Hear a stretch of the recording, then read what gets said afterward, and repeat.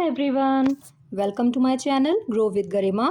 मैं गरिमा सैनी और आज हम बात करेंगे यूपी टेट के सीटीपी के previous year question paper series के बारे में। इसमें हम 20 क्वेश्चन को डिस्कस करेंगे जो आपके पेपर के लिए, एग्ज़ाम के लिए बहुत महत्वपूर्ण होने वाले हैं। तो चलिए शुरू करते हैं previous year question paper series का टारगेट 2026 का पार्ट 1। इसमें आपके 20 क्वेश्चंस होने वाले हैं। चलिए शुरू करते हैं। प्रश्न 1, पियाजे के अनुसार संज्ञानात्मक विकास का प्रथम चरण कौन सा है?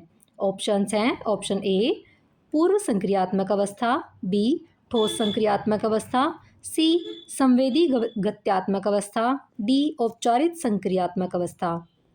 आंसर हो जाएगा ऑप्शन सी संवेदी गत्यात्मक अवस्था। इसके बारे में थोड़ा समझते हैं। जीन पियाजे के अनुसार संज्ञानात्मक विकास का पहला चरण जन्म से 2 वर्ष तक होता है, जिसमें संवेदी गत्यात्मक अवस्था कहते हैं। इसमें बच्चा इंद्रियों और क्रियाओं के माध्यम से सीखता है, अर्थात जैसे छूकर सीखना या देखकर। इंद्रियां होती हैं जैसे देखकर, छूकर, सुनकर, इन सभी से सीखना। अब चलते हैं प्रश्न 2 पर। सीखने का सामाजिक सिद्धांत किसने दिया? ऑप्शंस हैं ऑप्शन ए पियाजे, option B Skinner, option C Bandura, option D Kohlberg. Answer हो जाएगा ऑप्शन सी बंडूरा। इसके बारे में थोड़ा समझते हैं। एल्बर्ट बंडूरा ने सामाजिक अधिगम सिद्धांत दिया, जिसमें कहा गया कि बच्चे अवलोकन और अनुकरण से सीखते हैं। देखिए, अवलोकन और अनुकरण का क्या अर्थ होता है? जैसे कि इसके शब्द से ही प्रतीत होता है, जैसा बड़े करते हैं वैसा ही बच्चे देखकर सीखते हैं। जैसे कि बच्चे जैसा ही बड़े जैसा व्यवहार करेंगे, बच्चे वैसा ही व्यवहार करेंगे। वो वैसे ही देखेंगे, ऑब्जर्व करेंगे यानी अवलोकन करेंगे, और उसको फॉलो करेंगे यानी अनुकरण करेंगे। तो इसे ही अवलोकन और अनुकरण करना कहते हैं। अब आगे चलते हैं। प्रश्न 3, निम्न में से कौन सा विकास का सिद्धांत है? ऑप्शंस है ऑप्शन ए विकास अचानक होता है, ऑप्शन बी विकास एक सतत प्रक्रिया है, ऑप्शन सी विकास केवल शारीरिक होता है, ऑप्शन डी विकास केवल बचपन में होता है। आंसर है ऑप्शन बी विकास एक सतत प्रक्रिया है। विकास जन्म से मृत्यु तक निरंतर चलता है, यह कभी रुकता नहीं है।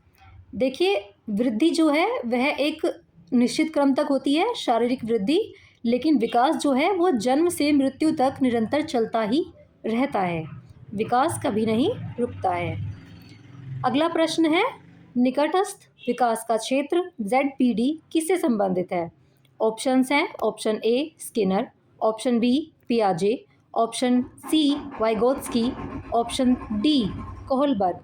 आंसर हो जाएगा ऑप्शन सी वाइगोत्स्की। अब इसके बारे में थोड़ा समझते हैं। लेव वाइगोत्स्की ने ZPD का सिद्धांत दिया। इसमें बताया गया कि बच्चा सहायता से सीख सकता है। देखिए, ZPD का फुल फॉर्म होता है जोन ऑफ प्रोक्सिमल डेवलपमेंट, अर्थात इसका मतलब होता है कि बच्चा जो है एक, देखिए थोड़ा सा ऐसे समझिए कि बच्चा थोड़ा अपने आप से सीखता है और थोड़ा बच्चे को सहायता दी जाती है। इन दोनों के बीच का जो क्षेत्र होता है वो जोन ऑफ प्रोक्सिमल डेवलपमेंट का क्षेत्र कहा जाता है। यानी बच्चे को सहायता भी दी जाती है और बच्चा स्वयं से भी सीखता है, उसके बीच का जो क्षेत्र होता है।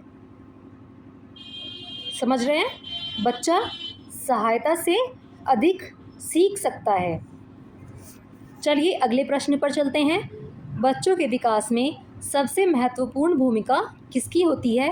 ऑप्शन है ऑप्शन ए शिक्षक, ऑप्शन बी माता पिता, ऑप्शन सी समाज, ऑप्शन डी उपरोक्त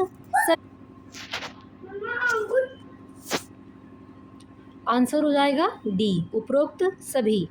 बच्चे का विकास परिवार, शिक्षक और समाज तीनों के संयुक्त प्रभाव से होता है। अगला प्रश्न है प्रश्न 6, बुद्धि का द्विकारक सिद्धांत किसने दिया था? ऑप्शंस हैं option A Thorndike, option B Spearman, option C Guilford, option D बिने।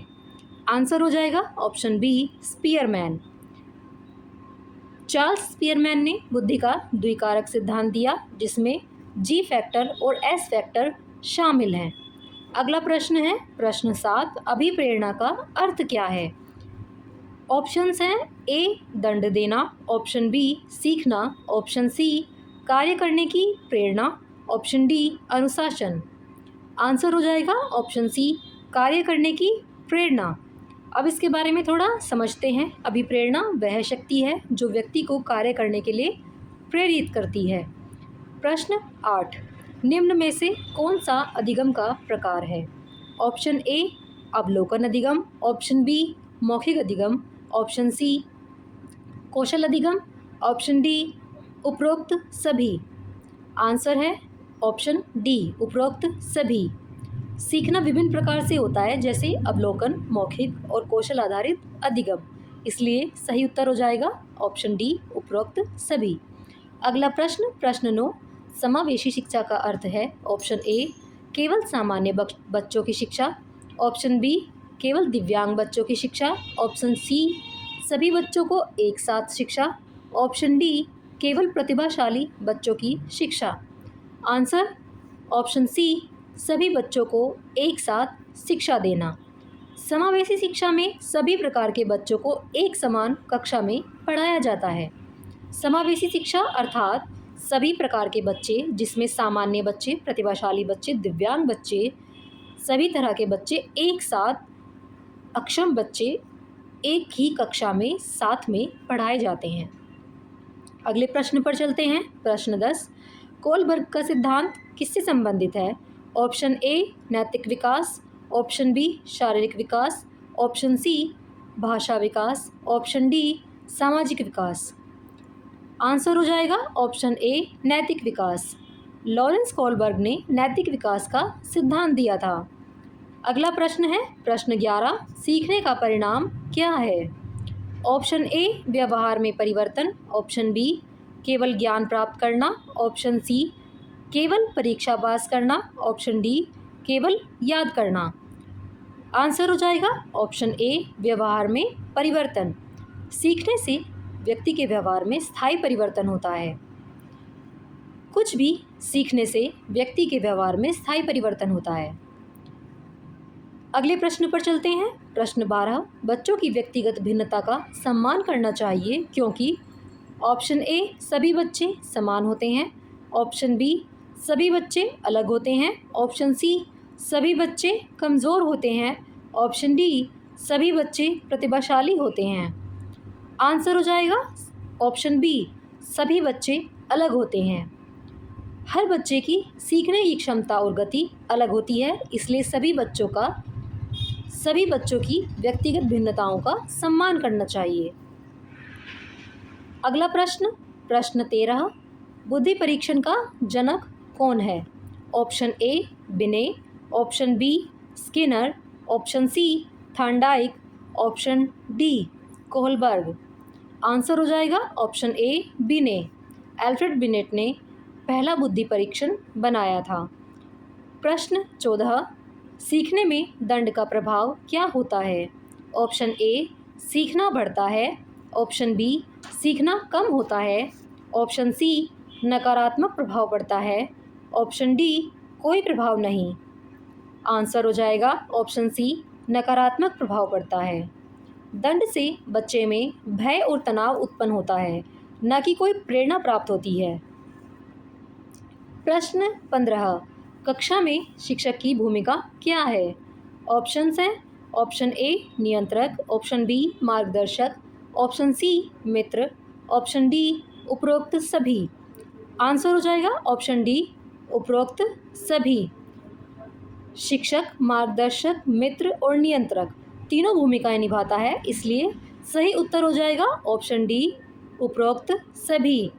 अगला प्रश्न प्रश्न 16, सीखने का सबसे प्रभावी तरीका कौन सा है? ऑप्शन ए रटना, ऑप्शन बी समझना, ऑप्शन सी सुनना, ऑप्शन डी लिखना। आंसर हो जाएगा ऑप्शन बी समझना। समझकर सीखा गया ज्ञान सबसे लंबे समय तक बना रहता है। अगले प्रश्न पर चलते हैं। प्रश्न 17, बच्चों में सीखने की गति किस पर निर्भर करती है? ऑप्शंस हैं ऑप्शन ए बुद्धि, ऑप्शन बी वातावरण, ऑप्शन सी अभिप्रेरणा, ऑप्शन डी उपरोक्त सभी। आंसर हो जाएगा ऑप्शन डी उपरोक्त सभी। सीखना बुद्धि, वातावरण और अभिप्रेरणा तीनों पर निर्भर करता है। अगला प्रश्न, प्रश्न 18, अधिगम का स्थानांतरण क्या है? ऑप्शन ए नई चीज़ सीखना, ऑप्शन बी पुरानी सीख का नए में उपयोग, ऑप्शन सी भूलना, ऑप्शन डी रटना। आंसर हो जाएगा ऑप्शन बी पुरानी सीख का नए में उपयोग। जब पुराना ज्ञान नए सीखने में सहायक होता है तो उसे स्थानांतरण कहते हैं। प्रश्न 19, बच्चों में रचनात्मकता बढ़ाने के लिए शिक्षक को क्या करना चाहिए? ऑप्शन है ऑप्शन ए दंड देना, ऑप्शन बी प्रश्न पूछने के लिए प्रोत्साहित करना, ऑप्शन सी चुप रहने को कहना, ऑप्शन डी केवल किताब पढ़ाना। आंसर हो जाएगा ऑप्शन बी प्रश्न पूछने के लिए प्रोत्साहित करना। प्रश्न पूछने से सोचने की क्षमता और रचनात्मकता दोनों बढ़ती हैं। अगला प्रश्न, प्रश्न 20, सीखने की प्रक्रिया का मुख्य उद्देश्य क्या है? ऑप्शंस हैं ऑप्शन ए परीक्षा पास करना, ऑप्शन बी ज्ञान प्राप्त करना, ऑप्शन सी व्यवहार में सकारात्मक परिवर्तन, ऑप्शन डी नौकरी पाना। आंसर हो जाएगा ऑप्शन सी व्यवहार में सकारात्मक परिवर्तन। सीखने का अंतिम उद्देश्य व्यवहार में सकारात्मक परिवर्तन लाना है। आज के लिए इतना ही, मिलते हैं नेक्स्ट वीडियो में अगले 20 क्वेश्चन के साथ। इसका पार्ट 2 भी जल्द ही अवेलेबल हो जाएगा हमारे चैनल पर। अगर वीडियो आपको हेल्पफुल लगा हो तो वीडियो को लाइक करें, शेयर करें, चैनल को सब्सक्राइब करें। मिलते हैं नेक्स्ट वीडियो में। आज के लिए इतना ही, धन्यवाद।